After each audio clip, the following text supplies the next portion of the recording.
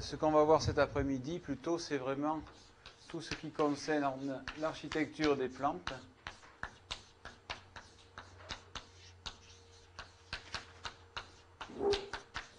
Donc je vous rappelle qu'il s'agit d'une discipline assez récente, puisqu'elle résulte des travaux de synthèse de Halley et Holdeman. Le premier livre qui est sorti sur le sujet était Halley et Holdeman, 1970. Donc, qu'est-ce que c'est l'architecture? Eh bien, l'architecture d'une plante est en fait un arrangement particulier de l'ensemble des structures d'une plante à un moment donné. C'est aussi, à un moment donné, l'expression d'un équilibre entre des processus endogènes de développement, c'est-à-dire dictés génétiquement, et les contraintes extérieures exercées par le milieu. Les contraintes pouvant changer au cours de la vie d'une plante, notamment d'un arbre, puisqu'il peut vivre des centaines d'années parfois, évidemment, la difficulté sera d'extraire de tous les individus observés quelles sont les règles générales du développement des individus d'une même espèce, mais aussi, plus globalement, est-ce qu'il y a des lois génériques qui sont propres à la structure végétale. Alors l'architecture des plantes, c'est aussi une vision globale et dynamique du développement végétal, c'est-à-dire que l'on va analyser l'ensemble des parties d'une plante et voir comment ces parties se modifient ou s'arrangent au cours du développement, avec bien sûr une attention particulière à des événements particuliers qui vont être l'apparition de la ramification, l'apparition de la floraison, etc., qui vont ponctuer un peu le développement végétal. L'architecture des plantes est basée sur quelques concepts, et notamment le concept de modèle architectural, que l'on va analyser assez rapidement. Les modèles architecturaux ont été définis donc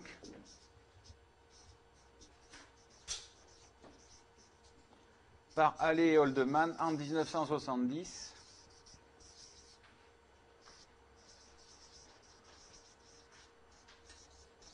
Le professeur Halley ayant été, et maintenant à la retraite, ayant été successivement à l'Orstom, maintenant IRD, puis à l'Université Montpellier II, alors que le professeur Holdeman était professeur à l'Université de foresterie de Wageningen. Donc le modèle architectural, qu'est-ce que c'est? Eh bien, c'est une stratégie de croissance inhérente à la plante. Le grand mérite de cette notion de modèle architectural a été de montrer que parmi toutes les stratégies de développement que l'on observait chez les plantes, eh bien, on pouvait identifier une vingtaine de modèles architecturaux auxquels on pouvait rattacher à peu près toutes les plantes que l'on observait. Chaque modèle architectural correspond à une combinaison des critères que l'on a vus ce matin, notamment les modes de croissance, les modes de ramification, la différenciation morphologique des axes et la position de la sexualité. Donc on ne va pas analyser les 20 modèles architecturaux, évidemment, mais on va en regarder 4 ou 5 qui sont assez différents. Notamment, on peut classer, sans préjuger de leurs affinités réelles, les modèles architecturaux en quelques groupes, et notamment des modèles de plantes non ramifiées.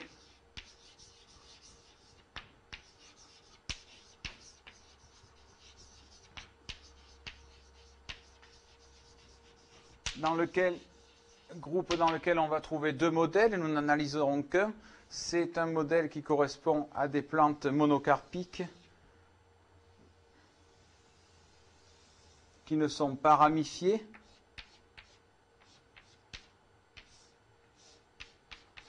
qui vont pousser pendant plusieurs années. Ici, si l'on prend par exemple le Talipo, Corypha umbraculifera, qui est un palmier très répandu, notamment en Asie, eh bien ce palmier va pousser pendant plusieurs années, 20, 30 ans, va former des feuilles et à partir d'un certain moment va développer une grande inflorescence terminale qui, elle, curieusement, sera très ramifiée en comparaison de la structure monocole, ça veut dire une seule tige, de l'appareil végétatif. Alors par rapport à cette phase végétative, la floraison, dans ce cas, va produire un grand nombre de graines et la plante va mourir en essayant de se reproduire au mieux avec toutes les graines qui seront disséminées.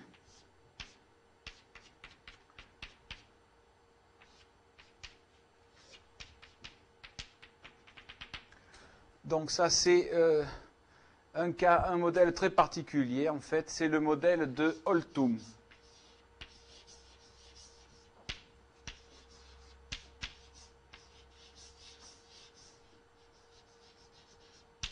Alors ces modèles architecturaux eh bien, auraient pu porter des numéros, numéro 1, numéro 2, etc.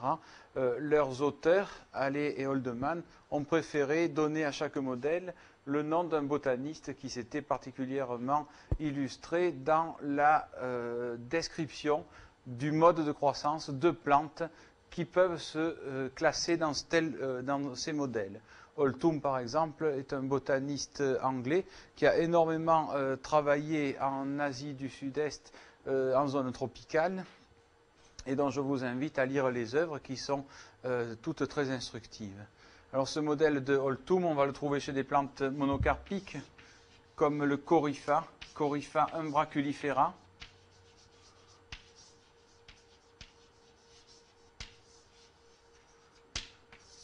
C'est le Talipo. Le Talipo, je vous rappelle que c'est un palmier très représenté en Inde. C'est notamment sur des folioles de feuilles de Talipo que sont écrits tous les textes sacrés anciens, bouddhiques et hindouistes. On pourrait citer dans les broméliacées aussi une plante étonnante, Puya raymondi, qui est une broméliacée terrestre des Andes qui se développe suivant ce modèle. Donc, à côté de ces plantes non ramifiées, on va trouver, à côté de ces modèles-là, on va avoir des modèles de plantes ramifiées.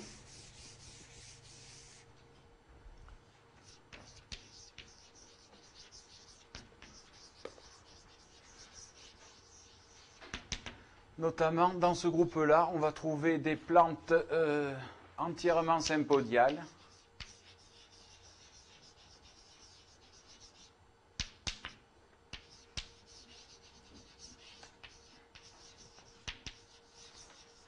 Et dans le cas que l'on va décrire, des plantes constituées par un seul type de module.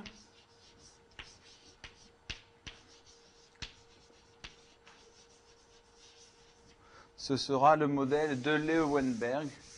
Leeuwenberg est un botaniste célèbre, hollandais, spécialiste des Apocinacées, une famille essentiellement tropicale dans laquelle on va trouver beaucoup de plantes conformes à ce modèle. Alors le modèle de Leeuwenberg, eh bien, il va s'agir d'une plante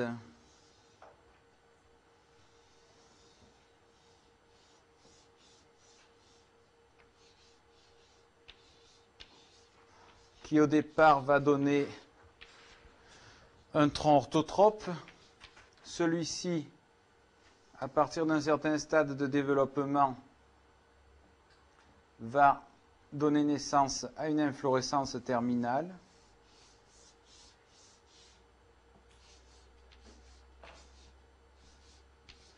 Inflorescence ou fleur terminale. Hein. Et la croissance va être assurée par le développement de bourgeons axillaires. Donc je représenterai les inflorescences en rouge par la suite. Et ensuite, eh bien, la plante va donner naissance à un système tridimensionnel constitué de modules successifs.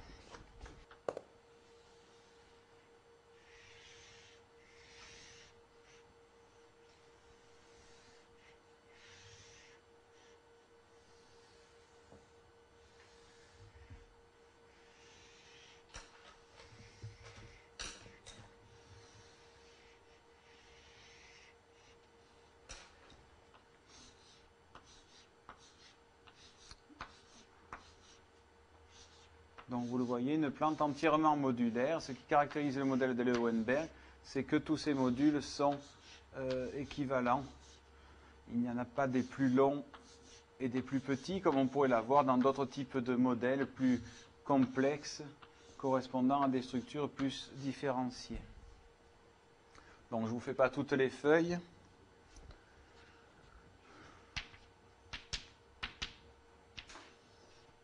Alors c'est un modèle qui est très répandu chez beaucoup d'arbustes. C'est un modèle que l'on va rencontrer très fréquemment chez les solanacées par exemple. Donc les solanacées, je vous rappelle que c'est la famille des tomates, des aubergines, etc. On va aussi le rencontrer très fréquemment chez les apocinacées.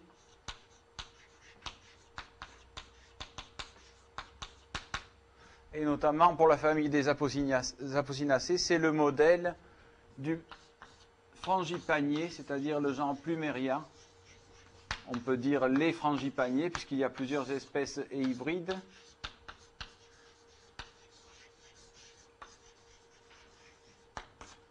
Ce serait aussi le modèle du laurier rose, qui appartient à la même famille des apocinacées. Le laurier rose, c'est Nerium oleander, que vous pouvez voir, d'origine méditerranéenne.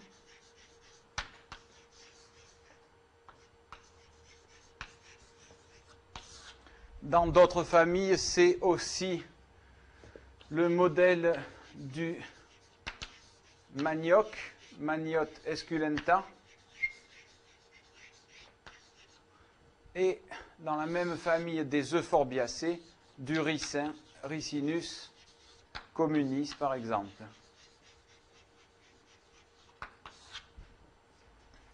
Donc tout ça, ce sont la famille des euphorbiacées évidemment.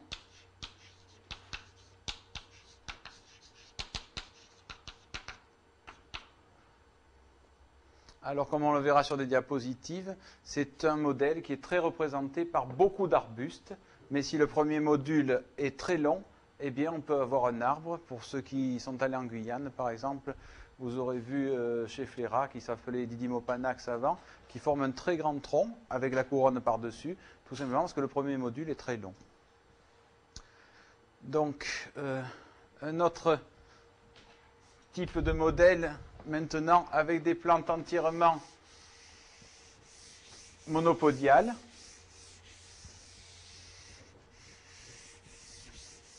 Si j'efface trop vite, vous me le dites. Mais le tableau est petit, donc je ne peux pas vous laisser les choses très longtemps.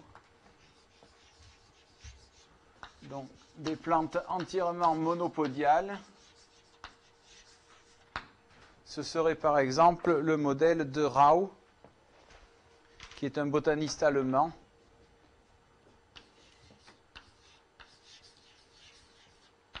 Très grand morphologiste également. Donc le modèle de Rau, de quoi s'agit-il? Eh bien, il s'agit d'un modèle de plante dont les axes sont tous orthotropes.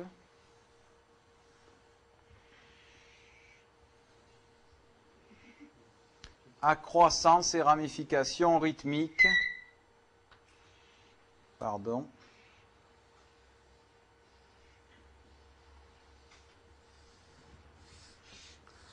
C'est le modèle de nombreuses espèces forestières ou pionnières. On y retrouvera par exemple les peupliers.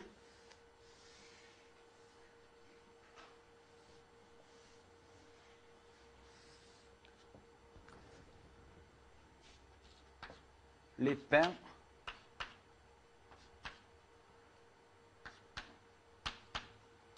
et diverses autres espèces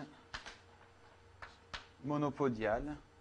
Donc la floraison, bien sûr, dans ce cas-là, est latérale puisque nous avons des monopodes.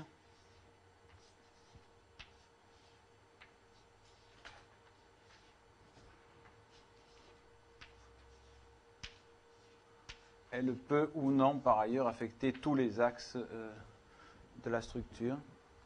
Donc le modèle de Rau, on peut citer toutes les espèces du genre Pinus. On peut citer également Le peuplier. Les peupliers, c'est le genre Populus. On peut citer dans les oléacées les frênes, c'est le genre Fraxinus, sauf Fraxinus ornus qui a une floraison terminale, donc on va mettre Excelsior par exemple, qui est le frêne commun. Et on pourrait citer dans les plantes tropicales, et parmi les pionniers, le genre Cecropia ou le genre Musanga.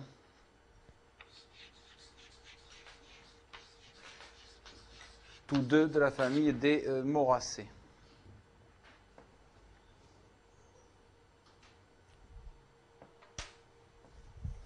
Donc je vais illustrer ces trois premiers modèles par quelques exemples. Tout d'abord le modèle de Holtum. Donc les plantes du modèle de Holtum, eh bien, sont des plantes monocoles, monocarpiques, qui vont présenter un tronc unique, orthotrope et une floraison terminale, fleur ou inflorescence. Un exemple emblématique est par exemple Puya raymondi, qui est une broméliacée d'altitude d'une vallée endémique d'une vallée du Pérou dans les Andes, qui va pouvoir faire une boule de feuilles qui va pousser de nombreuses années, puis se développe une très grande inflorescence qui va produire des milliers de graines avant que ne meure la plante. On va retrouver cela chez d'autres broméliacées, ici le genre Tillandsia au Venezuela, avec une espèce dont vous voyez trois stades, une germination, une plante jeune, une plante plus âgée mais toujours végétative. Cette plante développe une grande inflorescence et ensuite se met à mourir. Donc ce sont des plantes épiphytes bien sûr, elles sont juste posées là sur une branche d'arbre et vous voyez 4 stades de la vie d'une plante du modèle de Holtum. Autre cas particulier dont je vous ai parlé tout à l'heure, les argyroxyphions ou plantes sabres des sommets d'Hawaï qui sont de la même famille que le pissenlit, puisque ce sont des composés et qui vont fructifier et ensuite la plante meurt, se dessèche en ayant produit des milliers de graines. La même chose avec le talipo, Corypha umbraculifera, qui est un palmier monocarpique très spectaculaire et qui va fleurir en développant une inflorescence gigantesque. Voilà ce que ça donne quelques temps après, ici chez un métroxylon, qui est une plante qui fait exactement la même chose chez les arécacées. Vous voyez la structure de cette plante avec une inflorescence terminale et la plante qui meurt, ici chez une autre espèce que l'on a vue tout à l'heure. Un cas un peu particulier chez un palmier qui est facile à reconnaître puisque c'est le genre Caryota. Le genre Caryota chez les palmiers est le seul genre à feuilles bipénées dans la famille et puis un genre qui a une façon de fleurir tout à fait particulière. La plante pousse de façon végétative pendant des années et à partir d'un certain moment, une inflorescence terminale se développe.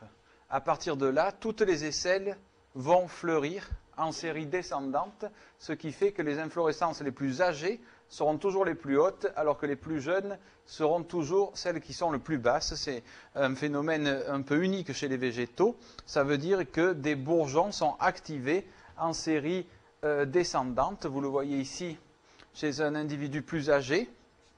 On est à peu près au milieu du tronc, voire à la base. Vous voyez des infrutescences. Et ici, des inflorescences et des inflorescences en bouton.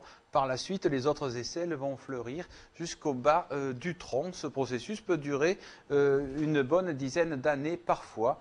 Donc c'est très particulier. Autre particularité chez les cactacées, cette fois avec le céphalium des mélocactus. La plante forme une boule ici comme beaucoup de cactus et puis à partir d'un certain stade va développer cette sorte de nez d'ivrogne ici au-dessus avec des structures tout à fait différentes et cette structure particulière ne va faire plus que produire des fleurs pendant toute la vie de la plante qui peut durer encore beaucoup d'années. Et vous vous retrouvez parfois avec simplement la partie verte qui forme une sorte de sphère et un céphalium qui mesure plusieurs dizaines de centimètres en hauteur. Là encore, un phénomène relativement unique dans le règne végétal. Autre modèle particulier, très stéréotypé, c'est le modèle de Leeuwenberg qui correspond à des plantes entièrement sympodiales et constituées par un seul type de module, comme vous le voyez ici. Le modèle de Leeuwenberg, évidemment, va être tridimensionnel et vous allez avoir plus d'une ramification à chaque inflorescence terminale. C'est un modèle très fréquent chez beaucoup de petits arbres et des arbustes. Le plus facile à voir, puisque c'est une plante ornementale pantropicale, c'est le genre Plumeria. Ce sont donc les frangipaniers qui présentent ce modèle de façon tout à fait typique. Autre plante emblématique, Tournefortia argentea, qui est mis dans la famille des Boraginacées ou des Eretiacées suivant les auteurs et les classifications, qui poussent souvent en bord de mer. Et vous voyez cette structure ici, liées à la ramification sympodiale. Ce sont deux plantes appartenant à ce modèle qui se construit donc par la succession de modules tous équivalents. Vous voyez ici un module de Plumeria en détail avec son inflorescence et les relais ici. La même chose avec le Tournefortia ici, l'inflorescence et les deux relais que vous voyez sur le côté. Donc nous avons vu tout à l'heure Yucca brevifolia également, qui se présente après la germination sous la forme d'un tronc unique et une inflorescence terminale, à la base de laquelle des relais, des rejets ici, vont se développer pour former la structure définitive de la plante, qui forme un petit arbuste des zones désertiques qui est entièrement constitué de modules à peu près tous équivalents. Sur ce détail, vous pouvez visualiser les cicatrices des inflorescences passées. Là, vous en avez une qui est encore en place et vous voyez qu'il peut y avoir entre 1 et 3 relais à chaque fois. Vous n'avez pas systématiquement 3 relais après chaque inflorescence. La même chose chez une Araliacée de la zone soudano-sahélienne en Afrique, Cussonia barteri, qui est typiquement du modèle de Leeuwenberg. Enfin, autres arbustes typiques, le manioc, Maniote esculenta, dont je vous rappelle l'importance surtout en Amazonie comme aliment de base. Vous avez ici le premier module, dans ce cas issu d'une bouture, floraison terminale ou avortement de l'apex, et ensuite les 3 relais sous la zone d'inflorescence. Chez les Euphorbiacées également, Euphorbia dendroides, qui est une des Euphorbiacées méditerranéennes arborescentes que l'on trouve à partir de Menton et jusqu'au nord de l'Italie. Vous voyez la même plante vue par-dessus et cela vous montre bien la structure tridimensionnelle de la plante.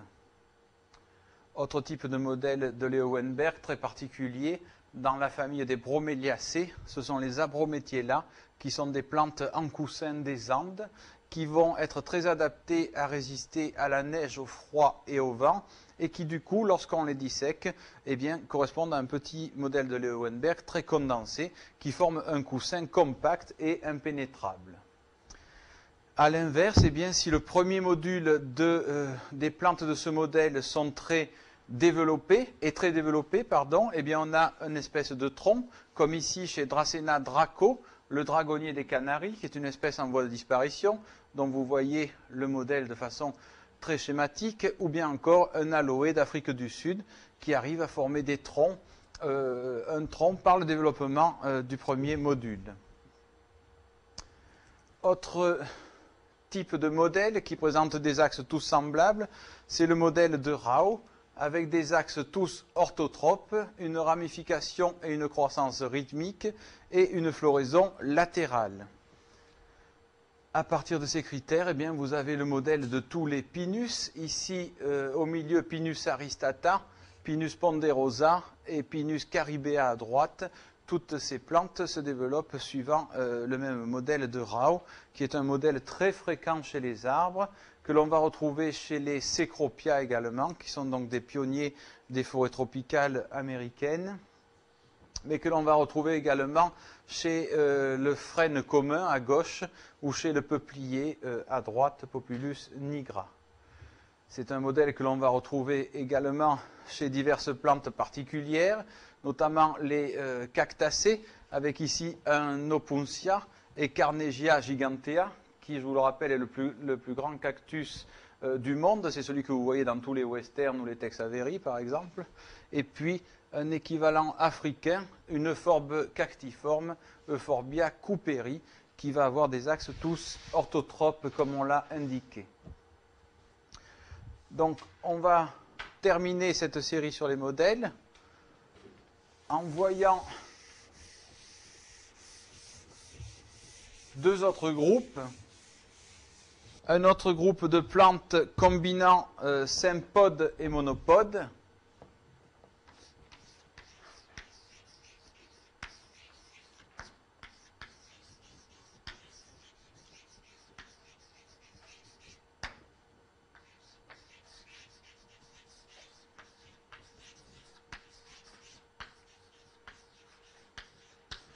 Alors, dans ces cas-là,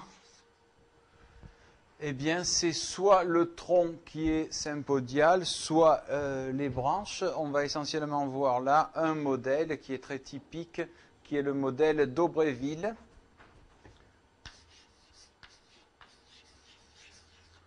Aubréville, qui est un botaniste français, spécialiste des sapotacées d'Afrique. Et c'est en effet un modèle que l'on va rencontrer beaucoup chez les sapotacées.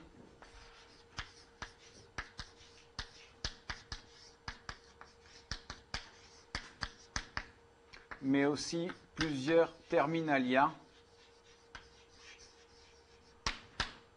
Les terminalia étant par ailleurs des combretacées, je vous le rappelle. Alors le modèle d'Aubréville, eh bien, c'est le modèle des arbres pagodes qui vont avoir un tronc monopodial orthotrope à croissance et ramification rythmique et qui vont avoir des branches plagiotropes par apposition.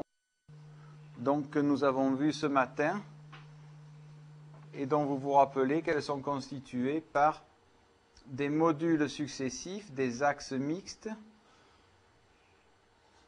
chaque module étant constitué par une partie proximale plagiotrope et une partie distale orthotrope qui porte des rosettes de feuilles et une sexualité latérale.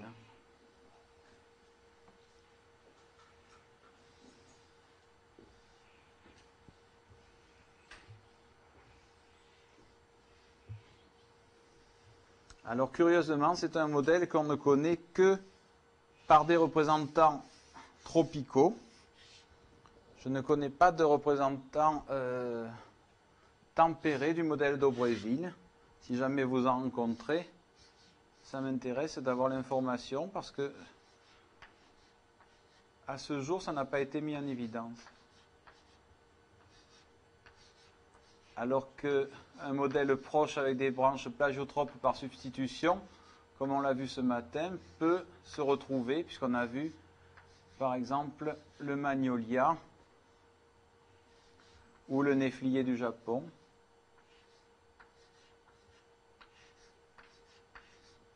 Je ne vais pas vous faire toutes les feuilles, hein, sinon on va y passer l'après-midi. Donc la sexualité est latérale.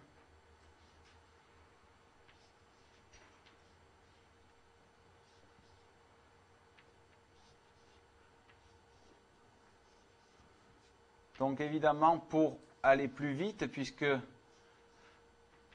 nous n'avons pas une durée illimitée, je vous dessine pour chaque modèle un seul schéma, mais le modèle, c'est plus qu'un instantané dans la vie de l'arbre, c'est aussi toute la série des architectures prises par une plante au cours de son développement.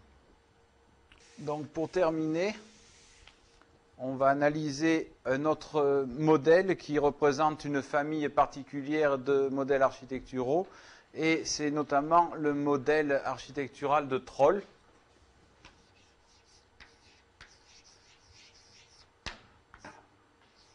Troll, qui était un des plus grands botanistes allemands, qui a écrit de nombreux ouvrages de morphologie et qui a notamment très bien décrit le développement de l'orme champêtre qui pousse suivant le modèle de Troll. Alors le modèle de Troll, c'est quoi? Eh bien, c'est un modèle de plantes qui se construisent à partir d'axes mixtes ou bien plutôt d'axes plagiotropes.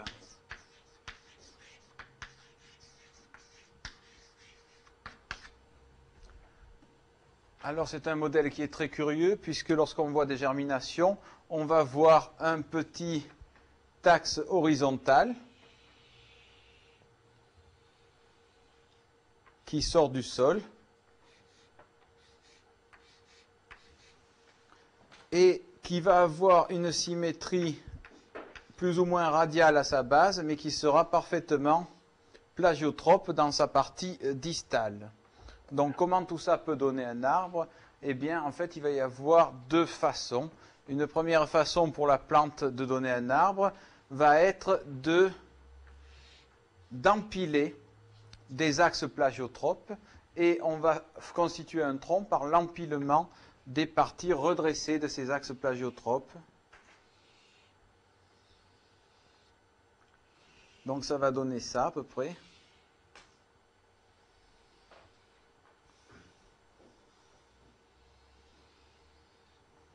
Et vous allez avoir les branches ou du moins ce qui sert de branche à ces plantes, qui correspondront à la partie la plus distale des modules successifs qui sont édifiés au cours du temps. Bien entendu, par la suite, eh bien, les branches les plus basses vont tomber, vont s'élaguer, et on va avoir en fait une plante qui va donner un tronc parfaitement rectiligne,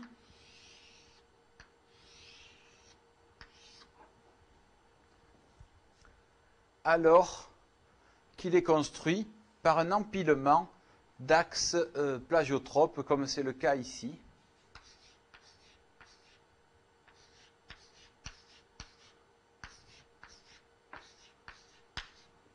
Donc c'est un modèle qui est très fréquent et que l'on va retrouver chez de nombreuses espèces, notamment les hêtres, le genre Fagus, les cousins austraux des hêtres que l'on appelle les Notophagus,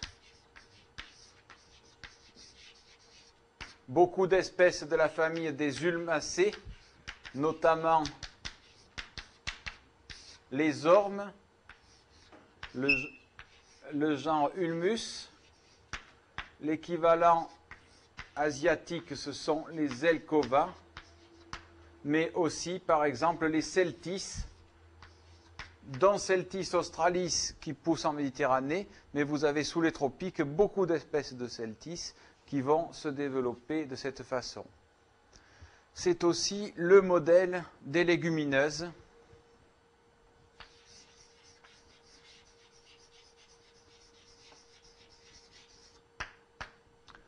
Et c'est un modèle que l'on va reconnaître de très loin, très souvent en forêt ou en savane, parce que vous allez avoir ces formes en entonnoir ou en parasol typiques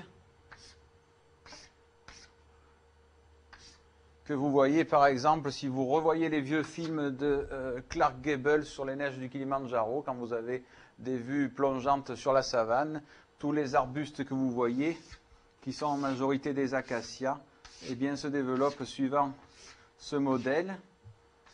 Je pense que Clark Gable ne le savait pas, mais vous les reconnaissez très facilement. Ici, on pourrait être en forêt avec un parkia, par exemple, ou bien ici, de très nombreux acacias, des zones plus sèches le plus souvent. Alors, autre possibilité, puisque ça, c'en est une, mais dans certains cas, on va partir exactement du même point de départ, c'est-à-dire un axe plus ou moins horizontal au début. Et là, qu'est-ce qui va se passer? Eh bien, au lieu d'empiler des structures horizontales courtes, on va plutôt redresser en permanence la partie apicale, ici, qui va se redresser, ce qui fait que l'étape suivante, eh bien, ça serait un arbre qui présente toujours sa partie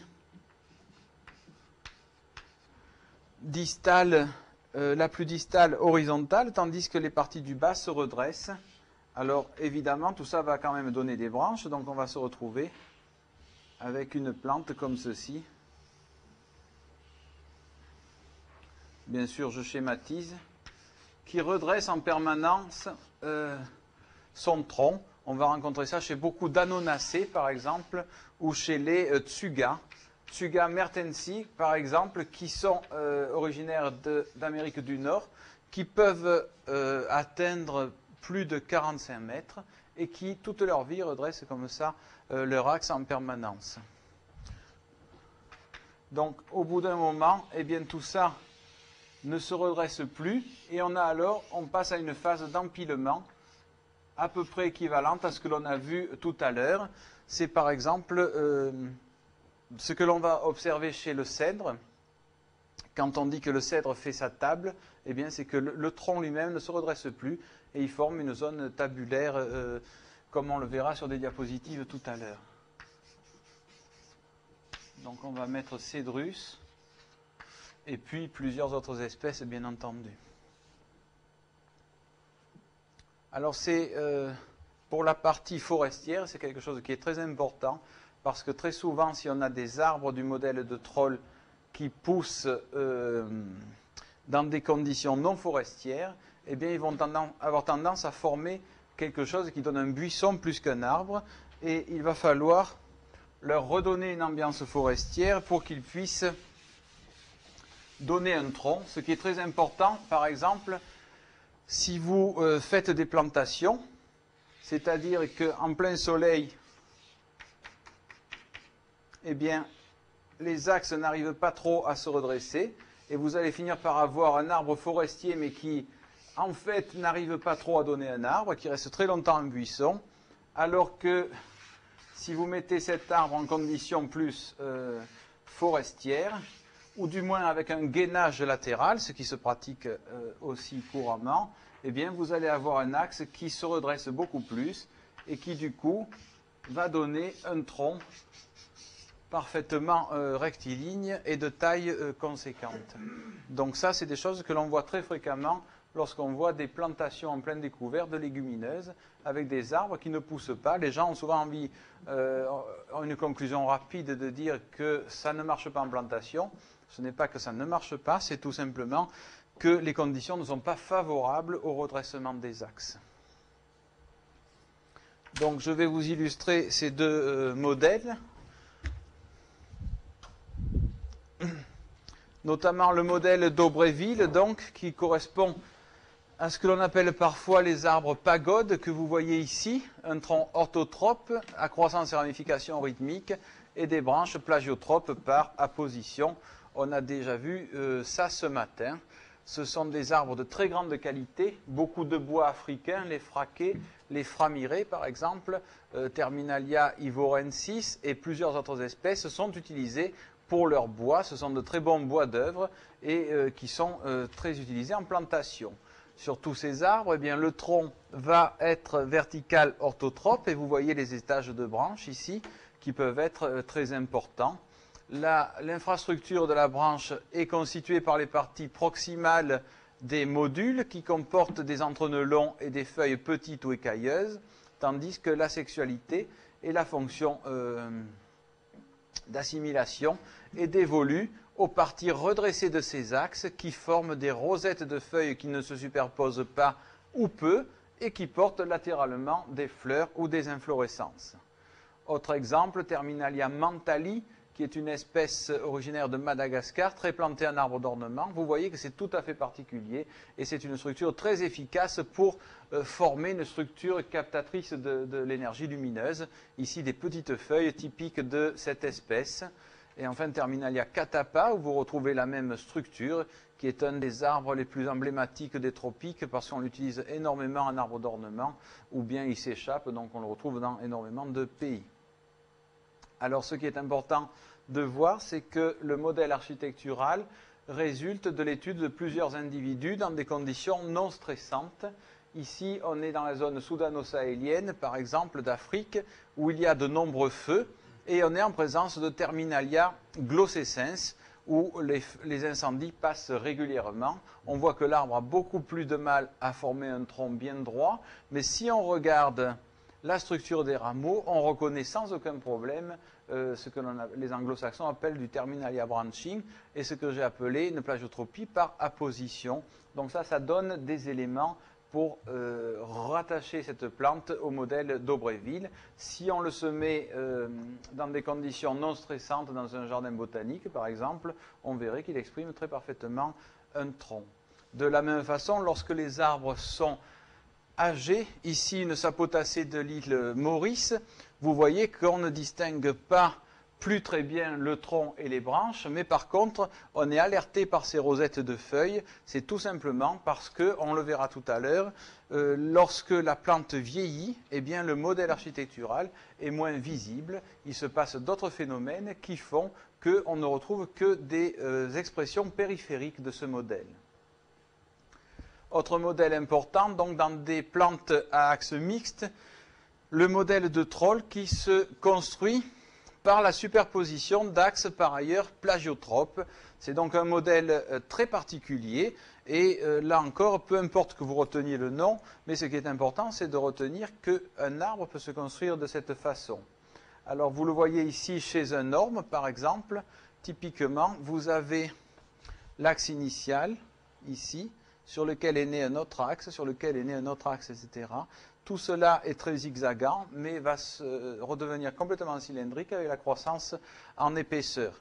Vous voyez aussi que les parties proximales qui vont former le tronc ont une croissance en épaisseur bien plus importante que les parties distales qui, eux, vont donner plutôt des structures qui vont servir de branches.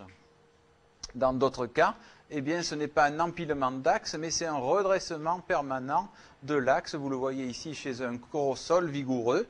L'axe se redresse, mais il a toujours la partie la plus distale qui est plagiotrope. Comment ça se passe? Eh bien, on va partir d'une plantule qui sera la même dans les deux cas, même si c'est un peu une aberration botanique. Il s'agit là d'un Anaxagorea dolichocarpa, une annonacée des sous-bois de Guyane. Le sol serait à peu près là, donc vous voyez que la plante démarre en étant parallèle au sol, ce qui a priori n'est pas une condition pour faire un tronc vertical. Et pourtant, lorsqu'on va regarder ce qui se passe chez ces plantes, ici chez une autre espèce, eh bien, on va voir que cet axe peut se redresser ou surtout qu'il va empiler d'autres axes qui vont se mettre dans la zone de courbure et dont la partie proximale orthotrope se place dans le prolongement du module précédent. Le processus se poursuit et ici, chez ce Diospyros du Jardin botanique de Montpellier, vous observez les parties de tronc, le moignon ici de la partie plagiotrope qui s'est élaguée, de la même façon un axe suivant, la partie qui a servi de branche qui s'est élaguée, et vous voyez cet empilement ici qui devient de plus en plus resserré au fur et à mesure que la plante est plus âgée. Alors on va avoir la même chose chez le hêtre qui, lorsqu'il est en sous-bois sombre, va pouvoir former une sorte de nappe. En fait, il n'arrive pas à se redresser parce que les conditions du milieu ne lui sont pas favorables. Dès qu'il trouve une trouée lumineuse, eh bien cet axe se redresse et vous avez un tronc parfaitement rectiligne. Si vous repassez au printemps suivant, eh bien vous allez toujours retrouver les branches qui sont un peu molles, mais qui vont se redresser dans des bonnes conditions au cours de la même année de croissance. Alors vous le revoyez ici sur des arbres plus âgés, un arbre parfaitement redressé et un arbre qui est beaucoup plus âgé et qui du coup s'affaisse, qui a beaucoup plus de mal. C'est un arbre aussi d'altitude, donc il a des conditions plus stressantes, beaucoup plus de mal à se redresser. Ici sur un arbre relativement âgé, en milieu ouvert, ce qui est assez rare puisque les hêtres forment souvent des forêts assez denses, vous voyez l'allure zigzagante de toutes les branches, c'est typique de ce modèle de Troll qui va former des zigzags évidemment puisque le mode de croissance l'implique. Autre famille très reconnaissable à son modèle de croissance, les légumineuses. Ici, une énorme légumineuse de forêt avec une forme en parasol, donc du modèle de troll. Pardon. Ici, Tipuana tipu, qui est une légumineuse américaine. Si l'on regarde la périphérie, on voit tous ces zigzags et cet empilement. Et ici, une vision très classique de l'Afrique sèche australe et de l'Est, où c'est plus visible qu'en Afrique de l'Ouest, avec de très nombreux acacias qui sont tous du modèle de troll et qui donnent cette allure très typique à ces formations végétales.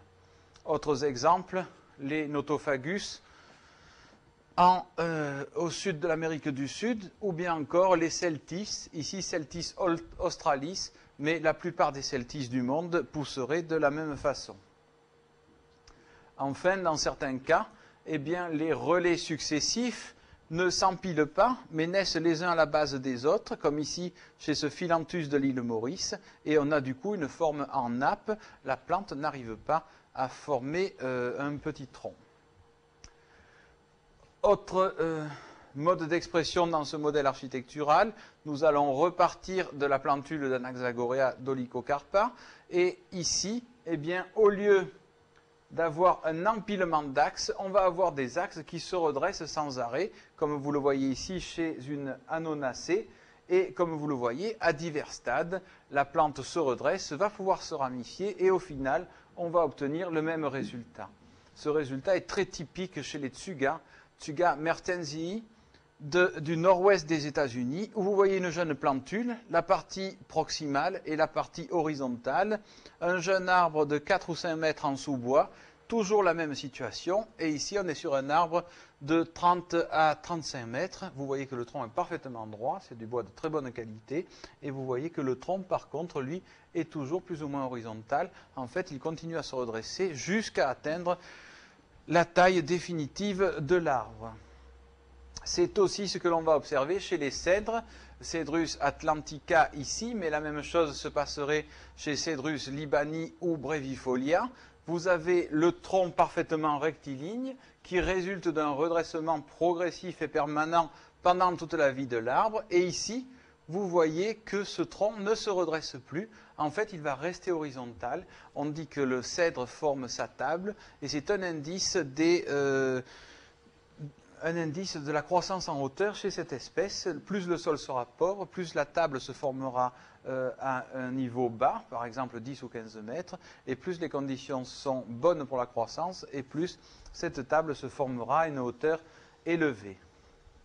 Enfin, un cas un peu intermédiaire chez le robinier, Robinia pseudo-acacia, où le tronc va se former par un redressement pendant plusieurs années, et puis au final, le tronc ne se redressera plus, et on va empiler des axes ici, comme vous le voyez. Donc un modèle qui est très typique chez beaucoup d'espèces. Beaucoup d'arbres, au final, se développent suivant ce modèle.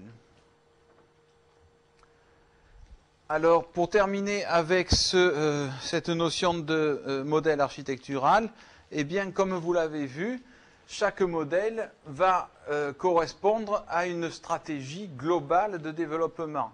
Néanmoins, si vous vous rappelez par exemple pour le modèle de Rao, on avait vu qu'il pouvait être exprimé chez les pins, chez les Cecropia, chez Dufresne, chez Euphorbia cooperi, et évidemment ces plantes sont très différentes et il n'y a pas besoin d'être un grand botaniste pour reconnaître la différence.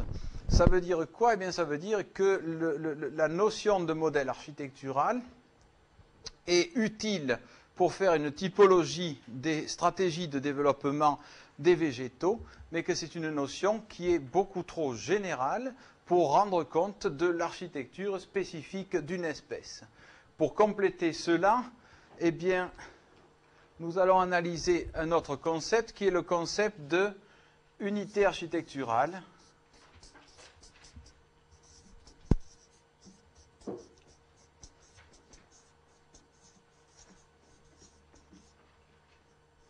Le concept d'unité architecturale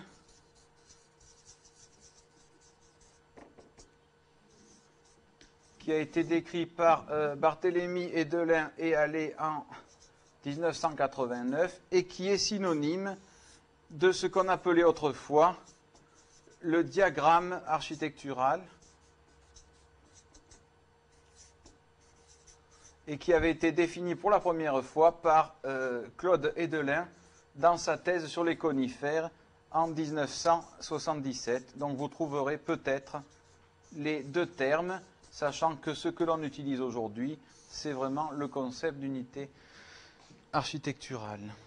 Alors, l'unité architecturale, qu'est-ce que c'est? C'est quelque chose qui est très difficile à enseigner.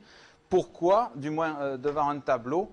Parce qu'on ne peut comprendre l'unité architecturale d'une plante qu'en l'analysant de façon dynamique, c'est-à-dire en ayant vu des dizaines, voire des centaines d'individus de la même espèce, et en analysant le développement depuis la germination jusqu'à des stades âgés.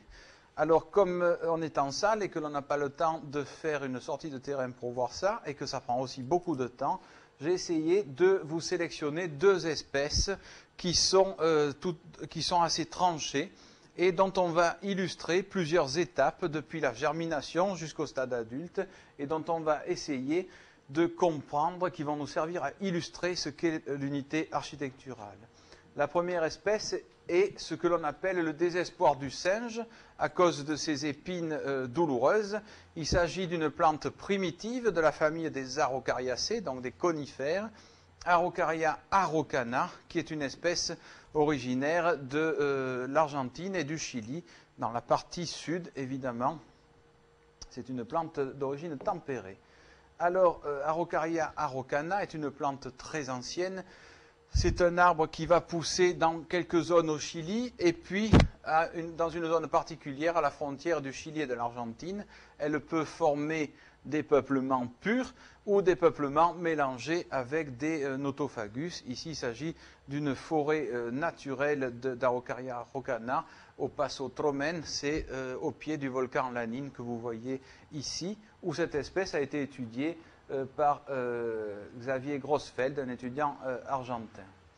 Alors, comment commence l'histoire de cette espèce que l'on appelle le Pehuen en langue mapuche? Eh bien, tout d'abord, la graine qui est charnue, qui ressemble un peu, qui a un peu le goût, qui donne une farine ayant le goût de la châtaigne, qui est l'aliment de base des Mapuches originaires de cette région, eh bien, va donner naissance à un axe avec des feuilles qui sont petites, très effilées, pointues, avec une pointe épineuse très piquante. Très souvent, la première année, la plante ne donne qu'un petit axe de moins de 10 cm. La phyllotaxie est alterne spiralée. Dans certains cas, en fin d'année, cette plante peut se ramifier et donner un petit axe très court qui a exactement les mêmes caractéristiques foliaires que l'axe porteur, donc le tronc, si ce n'est que cet axe latéral est un peu plus oblique que le tronc. Si on regarde cette espèce croître, dans tous les dessins qui vont suivre, les doubles traits ici représenteront les arrêts de croissance annuels, eh bien on s'aperçoit que sur une plantule de 2 à 4 ou 5 ans, on observe une croissance rythmique, la plante cesse sa croissance en hiver, il n'y a pas de bourgeon écailleux qui se forme, c'est simplement le même bourgeon, un bourgeon nu, qui reste plus ou moins dormant. On voit que la taille des feuilles augmente un peu. Retenez cette taille de feuilles de la plante jeune, environ 2 cm de long, moins d'1 cm de large, toujours très épineuse. Alors la croissance est rythmique, mais il n'y a pas de bourgeon écailleux. Et pour repérer les arrêts de croissance, il y a les cernes qui sont annuelles chez cette espèce, mais aussi de temps en temps, assez bien marqués, des fois beaucoup moins, des rétrécissements des feuilles qui sont des marqueurs ici des pauses d'allongement hivernal.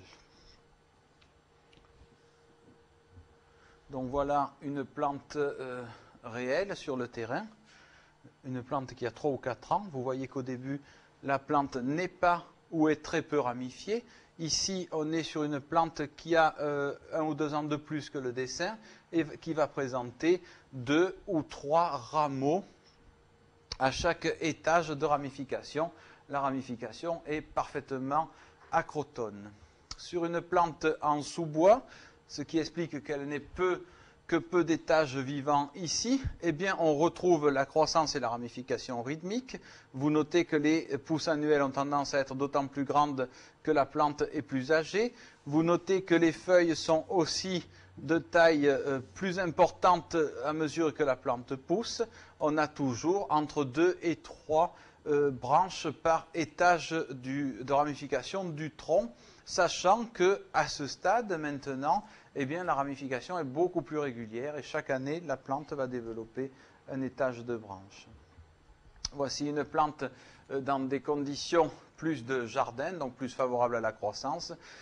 L'architecture est tout à fait typique. Vous notez la taille des feuilles qui est maintenant beaucoup plus grande, les feuilles sont beaucoup plus larges. Vous notez que les pousses annuelles successives sont de plus en plus importantes. Vous notez également que la ramification maintenant est à peu près stabilisée autour de 3 ou 4 branches par verticille de ramification du tronc. Et puis pour ceux qui ont les yeux les plus perçants, vous notez quelque chose de nouveau, c'est l'apparition d'un troisième ordre de ramification ici, des rameaux portés eux-mêmes par les branches. Ces rameaux sont très épars, ils apparaissent de ci, de là sur les branches les plus vigoureuses. Ils apparaissent en général de façon isolée à ce stade. La plante continue son développement. Bien sûr, ce qui est important, c'est que vous compreniez la chronoséquence et que vous vous rappeliez de la plante précédente à mesure que je vous parle de la plante suivante. Vous voyez ici, sur une plante plus âgée, que l'on retrouve la croissance des pousses annuelles de plus en plus importante. Vous voyez que l'on retrouve la zone où la plante n'avait que 3 à 4 étages de branches, que l'on retrouve dans la zone basse, donc la plus ancienne, des rameaux qui sont épars sur les branches, et puis surtout vous notez que dans la partie la plus récente, mais donc sur une plante qui a un stade de développement majeur, on observe de plus en plus maintenant des étages de 4 à 5 branches réguliers, avec sur ces branches elles-mêmes des paires de rameaux qui apparaissent très régulièrement. Vous voyez donc que le développement de la plante s'effectue suivant une séquence très précise d'événements. Ici, une plante dans de bonnes conditions où les branches poussent au même rythme que le tronc en émettant une unité de croissance par an. Dans certains cas, en sous-bois sombre, le tronc peut s'arrêter de pousser et on a observé des plantes dont les branches avaient 25 ans alors que le tronc, lui, n'avait pas poussé de 2 mm pendant toute cette période. Donc tout ça sont des stratégies qui rendent compte de la plasticité architecturale des plantes et dont nous n'aurons malheureusement pas le temps de parler aujourd'hui. Donc vous observez ici la ramification de plus en plus régulière sur le tronc et sur les branches avec ces paires de rameaux plus ou moins régulières. Alors l'étape suivante, vous avez ici Xavier Grossfeld qui avait fait son DEA sur cette espèce et donc de ce travail est tiré ce que je vous raconte aujourd'hui. Vous voyez des étages très réguliers ici, on est dans des conditions naturelles cette fois. Vous voyez que les feuilles sont beaucoup plus grandes et beaucoup plus larges, elles sont aussi beaucoup plus douloureuses que dans la plante jeune. Vous voyez que les rameaux sont par ailleurs beaucoup plus gros. La ramification est très régulière à tous les stades. Et ceci est encore plus net sur cet individu, où vous retrouvez la zone de la base avec des pousses annuelles plus courtes, ce qui explique l'enchevêtrement des branches apparent. Et à ce stade, vous observez que les pousses annuelles du tronc, plus ou moins, ont une taille constante. Vous observez aussi que l'on a entre 4 et 6 branches régulièrement sur tous les étages du tronc et vous observez que la ramification sur les branches est aussi très régulière avec des paires de rameaux. Alors à ce stade, eh bien, la plante exprime de façon régulière son architecture élémentaire et sur cette espèce qui est dioïque, c'est-à-dire que l'on va observer des individus mâles et des individus femelles, c'est à ce stade qu'apparaît la sexualité, avec des cônes mâles que vous voyez ici, regroupés par 4 à 6 autour des rameaux. Il y en a un qui a été enlevé là pour pouvoir voir les autres. Et sur les individus femelles, au même stade environ, apparaissent des cônes femelles qui sont, eux, terminaux. Donc vous le voyez, une sexualité latérale chez les mâles, une sexualité femelle chez les femelles. Vous voyez ici la branche, les paires de rameaux. Et ce qui est très important à ce stade, outre les critères de régularité que je vous indiquais, c'est de savoir que les cônes, qu'ils soient mâles ou femelles, n'apparaissent jamais que sur les rameaux. On n'en trouvera jamais sur les branches et on n'en trouvera jamais sur le tronc.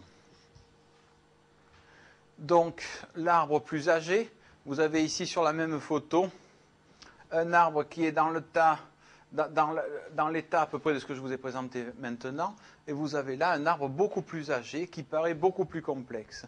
En fait, si on détaille cet arbre beaucoup plus grand, eh bien on s'aperçoit que certes, il a perdu ses branches basses par élagage naturel, mais que, comme l'individu jeune, il ne porte des structures reproductrices que sur les A3, donc les rameaux, les ordres 3 de ramification, soit en position latérale sur les individus mâles, soit en position sympodiale sur les individus femelles, sachant que chaque rameau, vous voyez que les rameaux sont toujours par paire, va pouvoir produire de 4 à 6 groupes de cônes mâles successifs, alors que les parties femelles vont pouvoir produire de façon sympodiale environ 3 à 4 cônes successifs.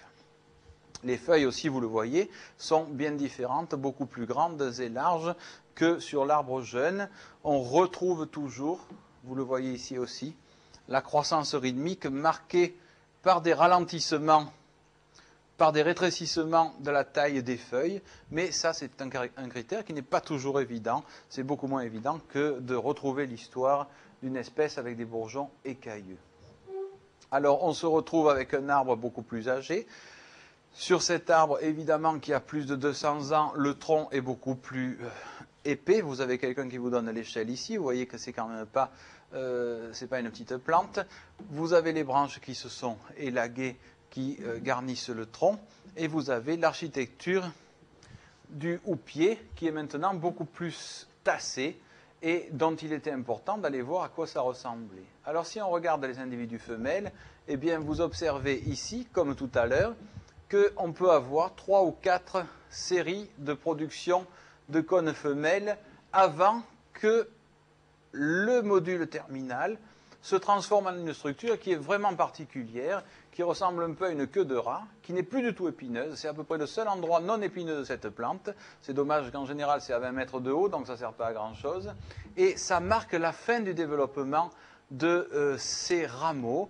Par la suite, eh bien, on s'aperçoit que le diamètre de cette terminaison ici se rétrécit, l'apex meurt et le rameau va mourir.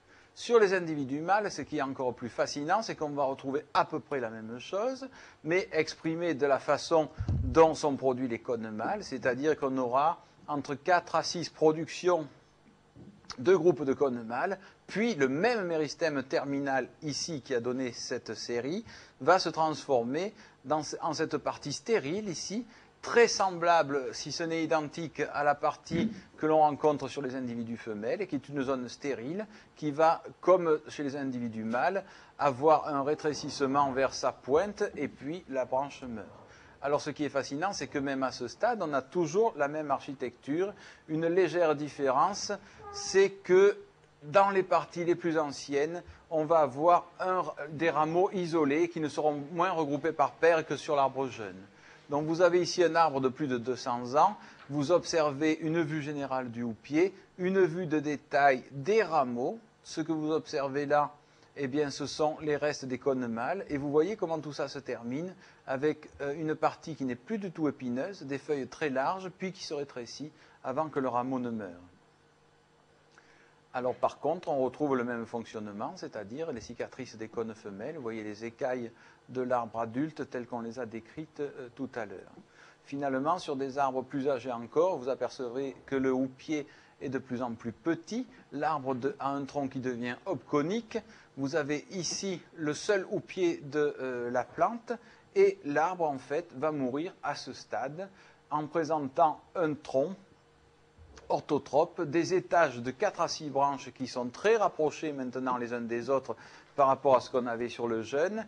Et puis, vous allez avoir des branches qui sont exactement identiques à ce que l'on avait vu sur l'arbre jeune, c'est-à-dire à leur base des paires de rameaux qui vont porter soit des cônes mâles, soit des cônes femelles, et qui ensuite vont devenir isolés, ne vont plus être par paires, jusqu'à ce que les rameaux présentent cette partie stérile et ne meurent. Donc, au final, qu'est-ce qu'on peut dire? Eh bien, le développement d'Araucaria araucana peut être schématisé par une série d'étapes de développement au cours de laquelle la plante met en place son architecture élémentaire.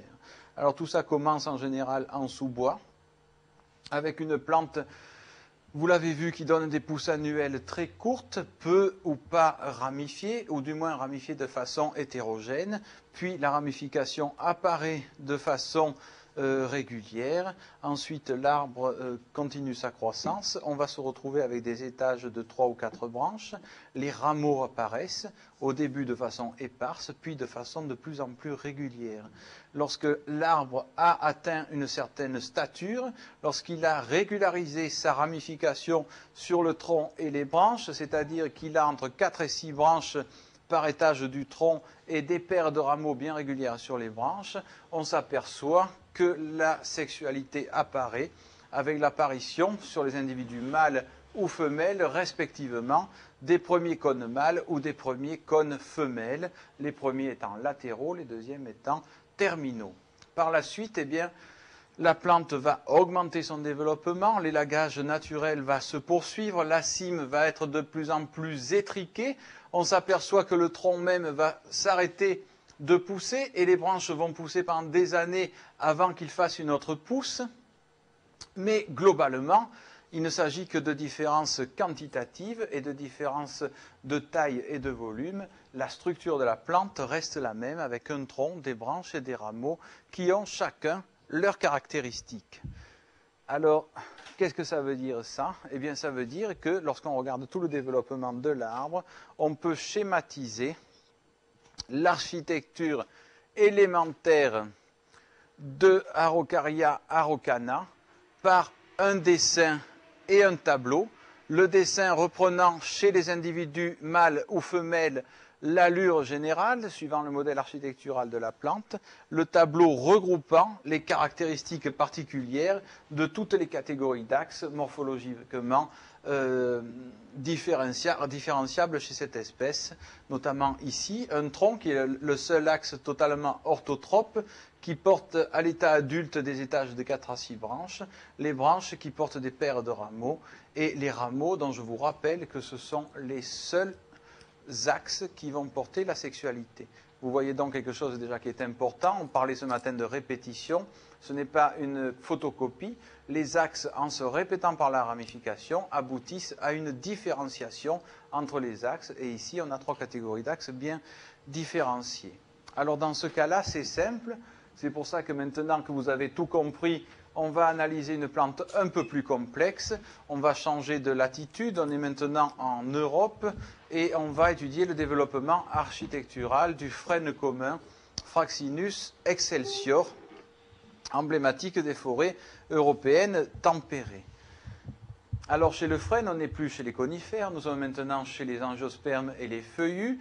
Si on regarde le développement en sous-bois et en conditions naturelles, c'est là qu'il va se faire le plus pas à pas, eh bien on observe que l'on a une paire de 2 cotylédons qui ont cette allure typique chez les frênes, plus la première année, une petite unité de croissance de 1 ou 2 cm avec une paire de feuilles simples et entières.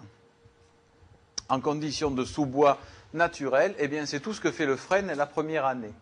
La deuxième année, il va pouvoir former une paire de cataphiles et une paire de feuilles. Vous voyez que c'est toujours des unités de croissance qui sont très petites. Ce qui est intéressant, c'est que ces feuilles, les feuilles sont opposées chez les oléacées, et donc vous les trouvez opposées. Vous n'avez qu'un nœud, vous voyez qu'elles sont trifoliolées. Donc vous voyez que d'ores et déjà, d'une année à l'autre, chez cette espèce, eh bien, on a toute une métamorphose qui se met en place et qui, dans ce cas-là, se manifeste par la structure des feuilles qui passent de simples à composées. toujours en sous-bois, eh bien, la plante reste monocole pendant quelques années. Elle fait des pousses annuelles qui sont très courtes, avec une ou deux paires de cataphiles à la base et parfois deux paires de feuilles au sommet. Ces feuilles assimilatrices ne sont plus à 3 folioles, mais maintenant à 5. Elles vont passer ensuite à 7, puis à 9, etc., pendant que les pousses annuelles seront un petit peu plus grandes. Vous aurez noté que la plante n'est toujours pas ramifiée, et la ramification, en fait, ne va apparaître qu'à partir d'un certain stade.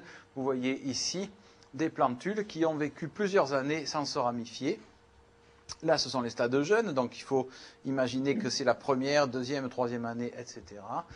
À ce stade, sur une plante de 1 à 2 mètres de haut, on observe des unités de croissance qui portent une ou deux paires de cataphiles, de 2 à 4 paires de feuilles adultes, c'est-à-dire qu'elles vont avoir entre 9 et 11 folioles, et c'est quand ces feuilles adultes apparaissent sur le tronc que les premiers rameaux vont apparaître.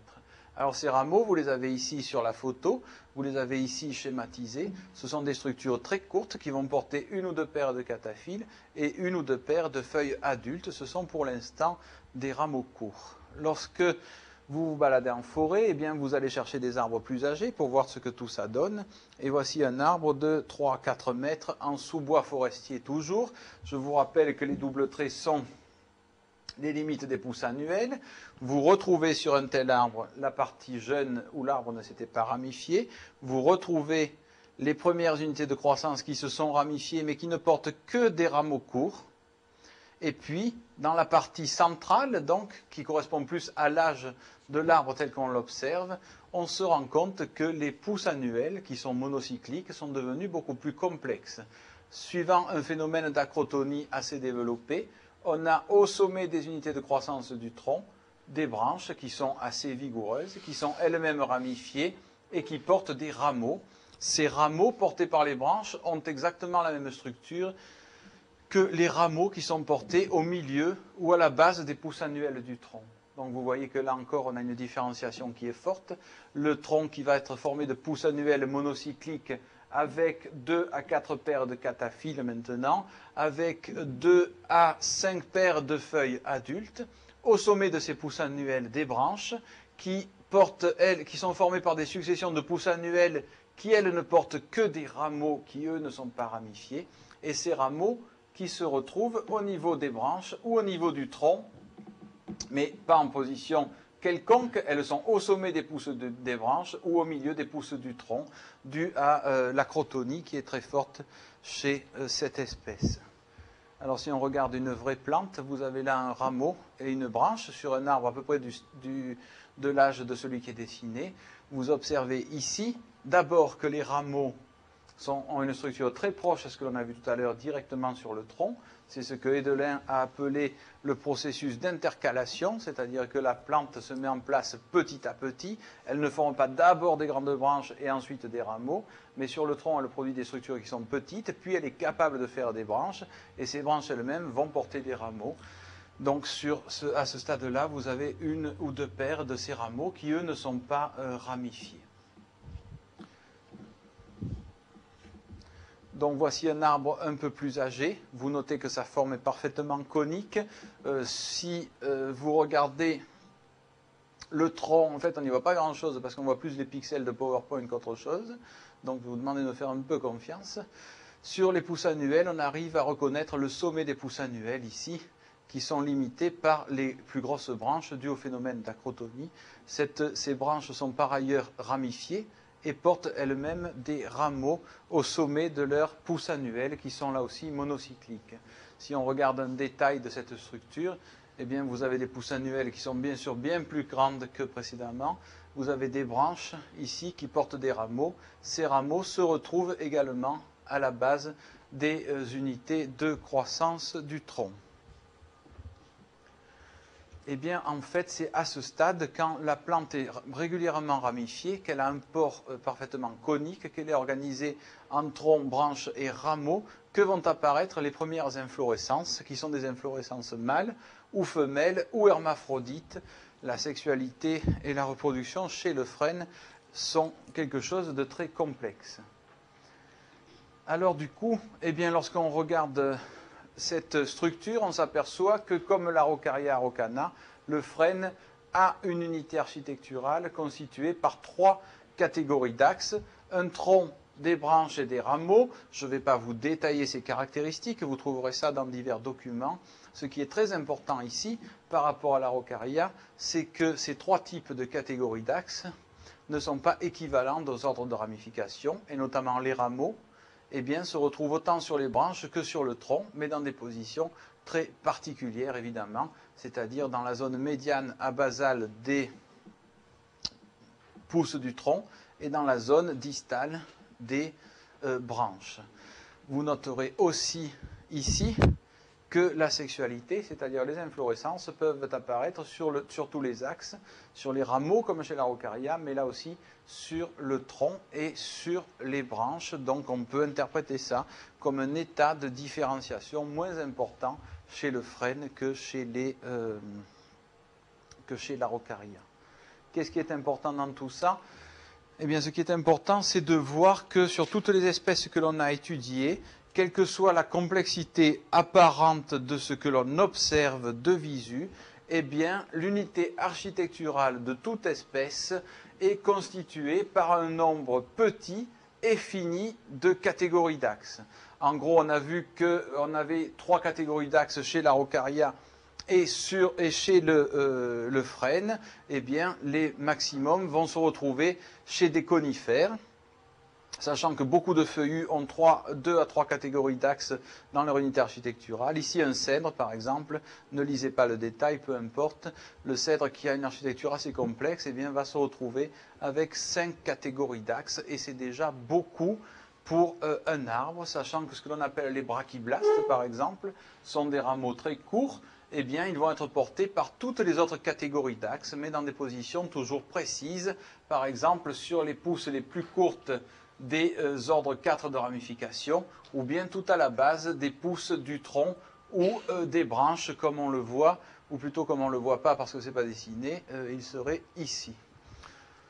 Dernier exemple, eh bien, c'est les cupressacées, et ici Cupressus sempervirens, le cyprès toujours vert, où on s'aperçoit que là aussi, on peut avoir 5, parfois 6 catégories d'axes, et c'est le maximum que l'on ait rencontré chez les végétaux, malgré la complexité apparente qui ressort de la vision de ces plantes. Alors, on sera frappé au passage de s'apercevoir que c'est chez les plantes qui ont les feuilles les plus petites, puisqu'une feuille de cyprès, c'est une écaille de 1 mm, que l'on trouve les plus grands degrés de ramification. Et on est en droit de se demander s'il n'y a pas une compensation entre nombre d'axes et surface foliaire.